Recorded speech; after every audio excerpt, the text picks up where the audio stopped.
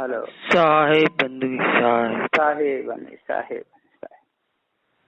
बोलिए श्री सदगुरुदेव की जय। सदगुरु श्री कबीर साहब जी कहते हैं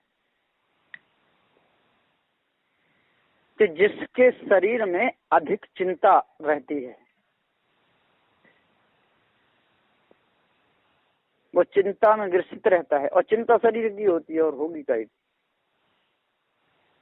और तो कुछ है नहीं तो उसकी चिंता हो। और हम दुख से कैसे बचे ये चिंता रहती है मनुष्य को, पर दुख से बचने का कारण दुख का पता ही नहीं है कि दुख है क्या, और बचना सभी चाहते। ऐसा कोई मनुष्य नहीं है जो दुख से बचना नहीं चाहता हो, पर दुख है क्या, किसको तजने से हम दुख से छूटेंगे ये पता नहीं। सदगुरुदेव जी पुकार के समझाते हुए कहते हैं कि जहां हमारी चिपक हो, जो हमको आकर्षित करता हो या हमारा आकर्षण हो, वही दुख है। क्योंकि आपकी सेवा में यदि कोई काफी दिन तक रहता है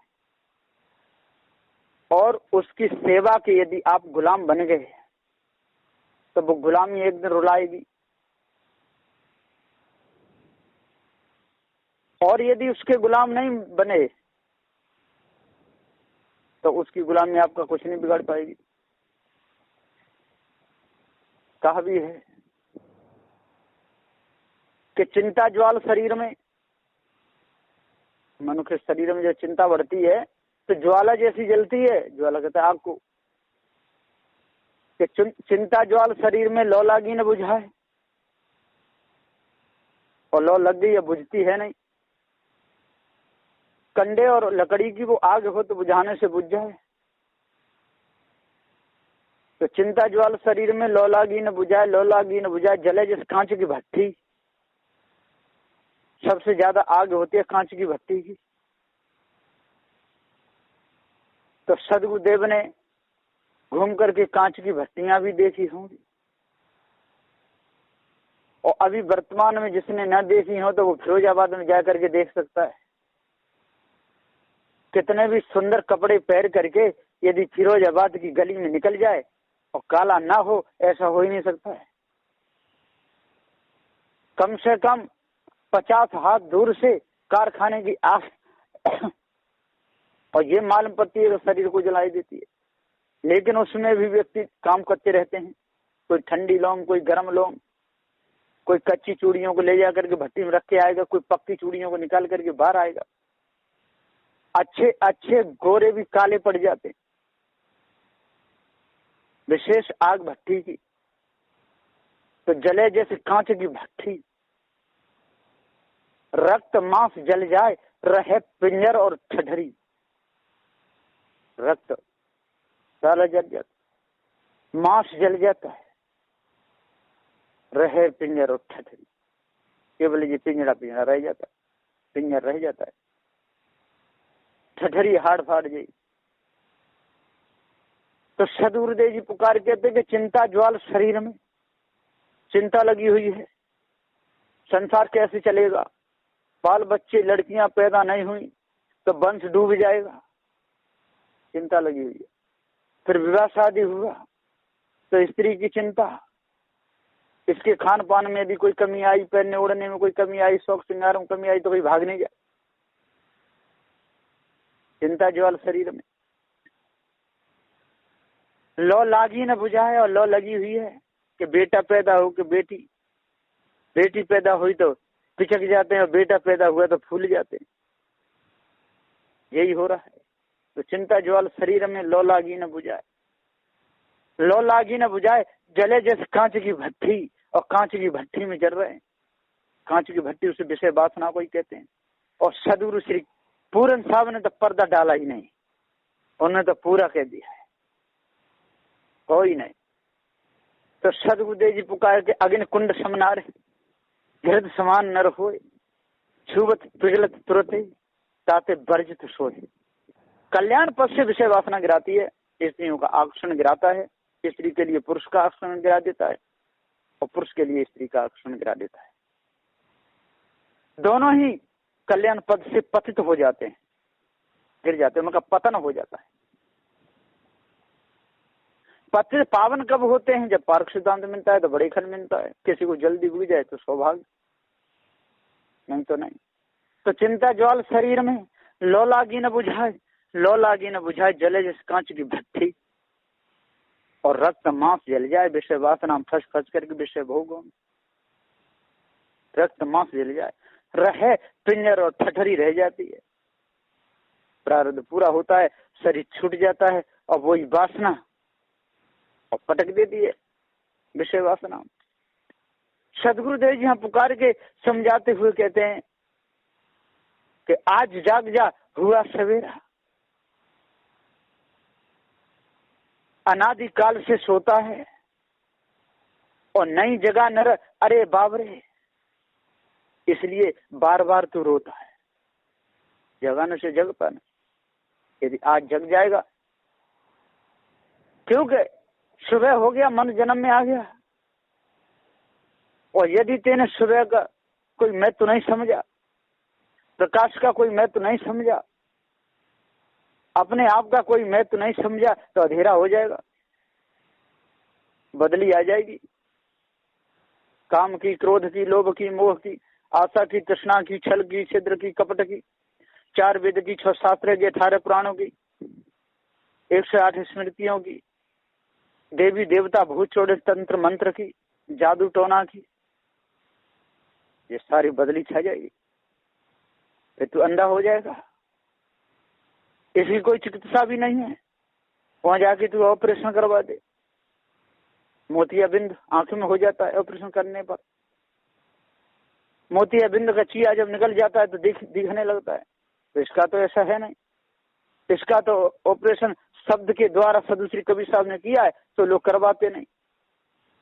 शब्द गुरु उपदेश दीनो पे छाड़ो परम निदाना, सदगुरुदेव तो शब्द की चोट से जगाते हैं। शब्द की चोट जिसको लग जाए और बिलबिला जाए, तड़फड़ा जाए कि अभी तक मैं धोखे में रहा, अब मैं धोखे में नहीं रहूंगा, बहुत दिन हो गए सोते सोते, तो जग सकता है। और शब्द की चोट से बिलबिलाया पर राग दोष में आ गया, अनादिकाल से फंसा हुआ विषय वासना भ्रम भूल कल्पना में और ज्यादा रोष में आ गया, तो बैर विरोध कर बैठेगा, पारसी संतों से ही बैर कर बैठेगा, पारसी भक्तों से बैर कर बैठेगा, मारने कूटने पर आ जाएगा। अब कहां से सुधार होगा? विचार करता नहीं। और जिस राग में जो मनुष्य फंसा हुआ है उसका खंडन होता है तो बुरा तो सबको लगता है। अब कसाई बकरा काटता है और संत गुरुजन उपदेश देते हैं तो बकरा का मांस मत खाओ, तो वो कैसे कसाई खुश रहेगा? वो तो बहुत बुरा सोचेगा, ये महात्मा ही मिट जाए, मठ मंदिर मिट जाए, सारे संत ये नष्ट हो जाए, इनको तो दूर हटा देना चाहिए। उनका तो विचार यही आएगा ना, क्योंकि जीवन भर उनने ऐसे ही कर्म किए हैं, ऐसा उनका विचार आएगा। लेकिन उनके विषय में सज्जन लोग कुछ नहीं सोचते। सज्जन तो यही सोचते हैं कि उनका सुधार हो जाए, बुरा नहीं सोचते। कसाईयों का भी बुरा सोचने वाला कसाई है, जो कसाई का बुरा सोचे। अब एक मनुष्य था तो वो कह रहा था कि इसे तो पहले ही जहर खा करके मर जाना चाहिए, जिसने बहुत गलत काम किया। वहां पर मैं भी खड़ा था, तो मैंने उससे कहा कि भैया अब जहर खा के मर जाना चाहिए, तो फिर वचन का दोष लगता है कि नहीं? 10 दोष हैं तन मन वचन के, इन्हें गुरु पर खाते हैं। जो नहीं इनका सुधार करें वो अंत समय पछताते हैं।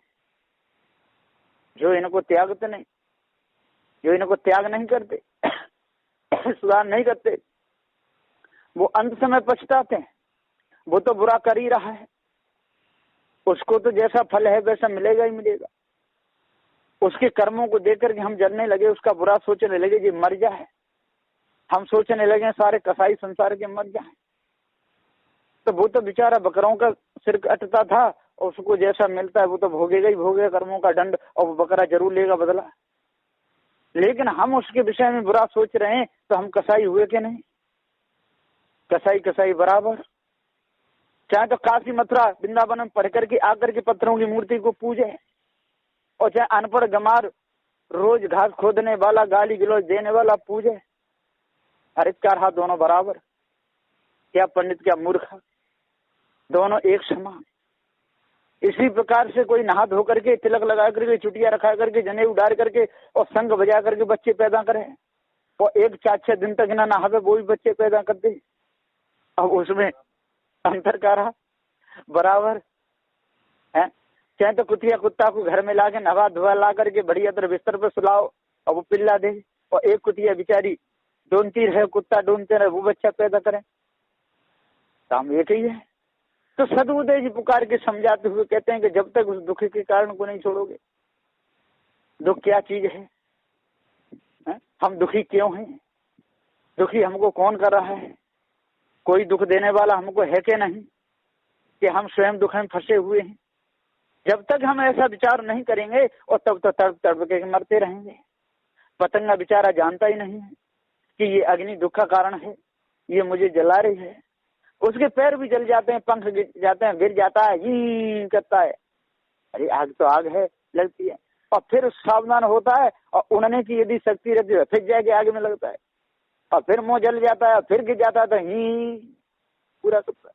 कई बार अग्नि पर लगता है, कई बार गिरता है और मर जाता है, लेकिन वह मूर्ख को ये पता ही नहीं है कि जी आग है और मुझे जलाए। इसी प्रकार से हम लोग सब ऐसे ही बने हुए पतंगे बने हुए आग में जल रहे हैं, विषय वासना रूपी आग में, धर्म भूल कल्पना रूपी आग में, मोह ममता आसक्ति रूपी आग में। ये आग हमको जला रही है। इस ब्रह्म परमात्मा की आग इतनी लगी हुई है, देवी देवताओं की आग, तंत्र मंत्र की आग, जादू टोना की आग, ये सारी आगे हैं। इसमें बड़े बड़े ओझे, बड़े बड़े भूतों के भक्त, ढोंगी, बिल्ला कितने जले हुए बैठे हुए, ये छोड़ते ही नहीं। यदि छोड़ दें तो उनका सुधार होगा, है? उनको सुधार हो जाए। स्वयं ढोंग में फंसे हुए हैं और दूसरों को फंसा रहे हैं, लेकिन उनका भी सदुसी कवि साहब बुरा तो नहीं सोचा। हाँ, कह दिया भाई तू चोर है, चोर को चोर कहा, पर उसके सामने जाकर के नहीं कह सदु कवि साहब, क्योंकि वो क्या जाना है कि जी मुझे उपदेश दे रहे हैं, बैले दीजिए जाए फिर और क्या पूजे क्या खाए। यदि उनके सामने जाकर के उपदेश दोगे, कहोगे ये आपके बुरे कर्म को छोड़ दो, तो वो तो बैल तो सींग देगा, पेट में से फाड़ दे, तो ये तो मारने आ रहा है पड़ेंगे। यदि इनको जाकर के समझाओ भैया भूत होते हैं, चुड़ैल होते हैं, तंत्र मंत्र जादू टोना, इनमें क्यों आप फंसा रहे हो, क्यों बैठ कर लाखों जनता को बर्बाद कर रहे हो, इसको छोड़ो, इस बीमारी को, इन विचारों को खाने पीने दो, इनको क्यों लूट रहे हो। उनसे फीस लेते हैं वो, कोई 10-10 हजार रुपया, 5-5 हजार रुपया। एक तो ऐसा है कि वो तो पहले से ही जो 10 हजार रुपया देता है उसको सबसे आगे बैठाता है, 5 हजार उससे पीछे, 2 हजार उससे पीछे, 1 रुपया वाला उससे पीछे, और जो फ्री वाला सबसे पीछे, उसका तो सालों में नंबर आता है। और क्या करता है कि नीम का और जो पत्ती चोर करके उसको झाड़ता रहता है, और उसका मंत्र क्या है, मंत्र कोई खास नहीं। वो कहता है कि हम भी कुछ जानते नहीं, ये भी साले मानते नहीं, हम भी कुछ जानते नहीं, ये भी साले मानते, ये कहता मंत्र। एक ने पूछा था, उसी का मित्र था, कि भैया ये बता तू बहुत दिन से ये कर रहा है, जिससे कुछ ठीक भी होते हैं? कि हाँ हाँ लग जाए गप तो ठीक हो जाते हैं, उसमें कोई बात। पर तेरा मंत्र क्या है? भैया मंत्र मत पूछा, कि नहीं बताना पड़ेगा कि मेरा मंत्र है। मैं तो ये कहता हूँ मैं भी कुछ जानता नहीं, ये भी साले मानते नहीं, मैं भी कुछ जानता नहीं, ये भी साले मानते। अब बताओ, गाली भी दे रहा है और ये भी कह रहा है मैं भी कुछ जानता नहीं, और सारी जनता को चूतिया बना रहा है, और सब लोग बढ़ रहे हैं। तो सदगुरुदेव जी पुकार के समझाते हुए कहते हैं कि किसी का बुरा ना सोचते हुए, कोई मर जाए, कट जाए, आंख फूट जाए, हाथ इसके टूट जाए, पांव टूट जाए, ये पृथ्वी से मिट जाए, ऐसी भावना ना रखते हुए जिनका सुधार हो, ऐसा उपदेश देना चाहिए, है ना। उनके जीवन में बिगाड़ का जो रोड़ा अटक रहा हो, उस रोड़े को बताना चाहिए कि ये खतरनाक है, इसको हटा दो। इसलिए कसाई मर जाए ऐसी भावना नहीं, कसाई का ये कर्म छूट जाए, ये बदला लेगा, ऐसा उपदेश देना चाहिए, है ना। इस ब्रह्म परमात्मा को पूजने वाले मर जाए, कट जाए, कोई ऐसा उपदेश नहीं। इनका वो भ्रम लगा हुआ है, इस ब्रह्म परमात्मा ये धोखा है, ये हट जाए, ये स्वतंत्र हो जाए। इसलिए दूसरे को जो दुखा रहे हैं, सता रहे हैं, मार रहे हैं, काट रहे हैं, वो भी मरे कटे, इनका बुरा हो, आंख फूटे, ऐसे सोचने वाला भी कसाई है। उनको समझाना चाहिए, व्यक्तिगत रूप में यदि कोई पूछे तो समझाना चाहिए, सार्वजनिक रूप में जो उपदेश है उसमें समझाना चाहिए। ये कर्म आपके लिए बंधन है, ये कर्म आपको नरक में डालेगा, जिसका आप गला काटोगे वो बदला लेगा। ऐसा उपदेश देना चाहिए सरलता पूर्वक और सही और ठीक ढंग से, क्योंकि कसाई भी बच जाए और बकरा भी बच जाए, इसको उपदेश कहते हैं। और बकरा मारा कसाई ने और आपने मार दिया कसाई को। अब बताइए कितना बड़ा पाप हुआ। ये पाप हुआ कि पुण्य? कसाई को मारने वाला भी कसाई है और कसाई तो कसाई है ही। तो उसे ऐसा उपदेश दो कि उसके कर्म भी सुधर जाए और बकरे की भी जान बच जाए। और माने तो ठीक और ना माने तो ठीक, ना माने तो उसके पीछे मत पड़ो। एक महात्मा जी थे और एक भक्त हल चला रहा था, उसके पास रोटी आई तो महात्मा जी को देख करके उसने सोचा इनको 4 रोटी दे देता हूँ। तो 8 रोटी आई, 4 रोटी महात्मा को दे दें, 4 उसने खा लें। महात्मा सोचे कि अब इसको उपदेश दे दूं, 4 रोटी खाइए। कि भैया हर हरे किसान भैया बैठ जा, तुझे आधा घंटा सत्संग सुना दूं।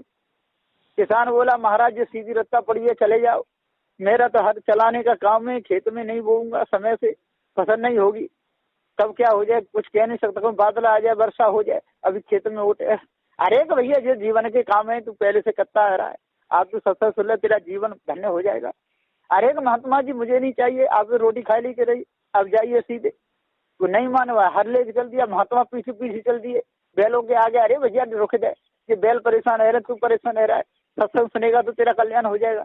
वैसे महात्मा जी हटो एक तरफ, सेना था उसके हाथ में बैलों को हकाने वाला, और 3-4 दिए महात्मा पीठ में, टेढ़ी मेढ़ी गिर गए और वो हर ले चला गया।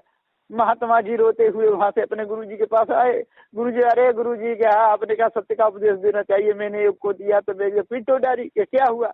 उसने पूरा हाल सुनाया। गुरुजी बोले कि बस, अरे अधिकारी को ज्ञान देना चाहिए, अनधिकारी को नहीं, है ना। सज्जनों से सत्संग करना चाहिए, दुर्जनों से नहीं, है ना। जो पूछना चाहिए, इसके जिज्ञासा हो, ज्ञान की बात पूछे, सत्संग करना चाहिए, उससे करना चाहिए, ढोंगियों से नहीं। जिसको सत्संग की बात भाती न हो, उससे सत्संग करने से क्या फायदा है? उससे कोई फायदा नहीं है। तो तुझे सही वो गुरु मिल गया, वो तेरा गुरु मिल गया, उसके पीछे पड़ने की क्या जरूरत थी? अरे उसको महात्मा देख करके उसके अंदर भाव उठा, कोई महात्माएं भूखे जा रहे, भोजन तुझे करा दिया और तेने का सत्संग सुन ले। अब वो मने कर रहा है कि मुझे तो खेत जोतना है, मेरा तो यही सत्संग है, फिर भी तू पीछे पड़ गया, तो जो तेरे को खुराक मिली वो बढ़िया मिली। तो सदगुरुदेव जी पुकार के समझाते हुए कहते हैं कि हे सज्जनों, हे ज्ञानियों, 4 वेद 6 7 18 पुराणों के ज्ञाता हो, विचार मानो, हे मनुष्य, किसी का बुरा मन सोचो, कोई भी हो बुरा मन सोचो। यदि कोई लड़की है गलत काम कर रही है, उसको समझा दो, उसका प्रणाम दर्शा दो, ऐसा काम नहीं करना चाहिए। माता पिता की नाक कटती है, तेरी भी पूरा जीवन इज्जत नहीं रहेगी, जो भी देखेगा कहेगा जी कैसी लड़की है, इसने बुरा कर्म किया, इसलिए ऐसे कर्म मत करना चाहिए। ऐसा नहीं कि उसको गोली से मार दो, कि उसको वो कर दो, ऐसा नहीं, इससे पाप लगता है ना। तो सदगुरुदेव जी पुकार के पाप के कर्मों से बचते हुए सुधार का उपदेश देना चाहिए।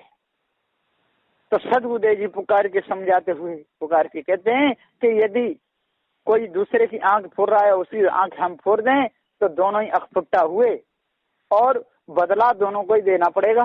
कसाई ने बकरा काट दिया तो बकरा तो कसाई से बदला लेगा ही कभी न कभी। आपने कसाई को मार दिया तो कसाई भी बदला लेगा।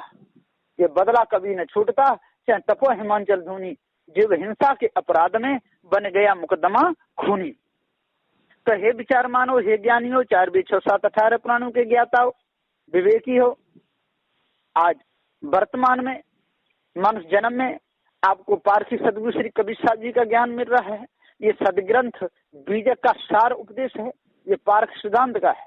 जो भी इसको अपने हृदय में अपने अंदर धारण करेगा, उसकी सभी प्रकार की कालमा मिट जाएगी, उसके अंदर अष्ट महासद्गुण आ जाएंगे और चोरी, हिंसा, विचार, ईर्ष्या, क्रोध, मानछल, गाली, निंदा, झूठ, इनसे वो न्यारा हो जाएगा। कभी किसी का बुरा नहीं सोचेगा। क्यों बुरा सोचेगा? जो भी करेगा वो तो अपने अपने कर्मों का सब फल भोगे रहे, हमारा वो क्या बिगाड़ना है।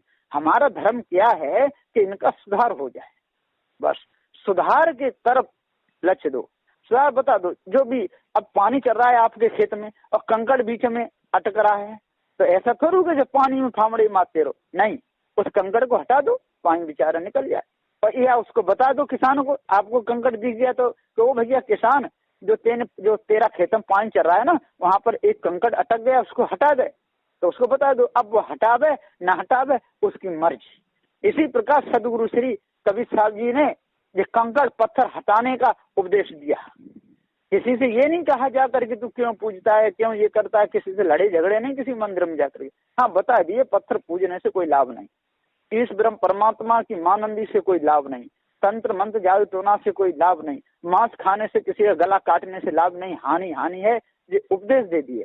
अब इस उपदेश को सुन करके और जो इन रोड़ाओं को हटा करके, जिन कंकड़ पत्थरों को हटा करके अपना सुधार करना चाहे तो करे और न करना चाहे तो लगा रहे।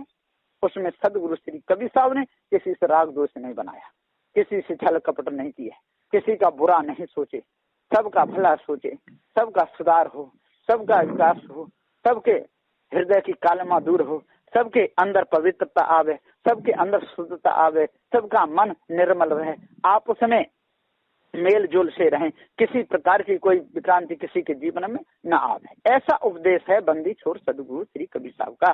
तो जो भी इस उपदेश को अपने हृदय में उतारेगा, धारण करेगा, उसका सुधार हो जाएगा और उसके अंदर के विकार सारे निकल जाएंगे। बस इन्हीं वचनों के साथ में मैं अपनी वाणी को विराम देता हूँ। बोलिए श्री सदगुरुदेव की जय।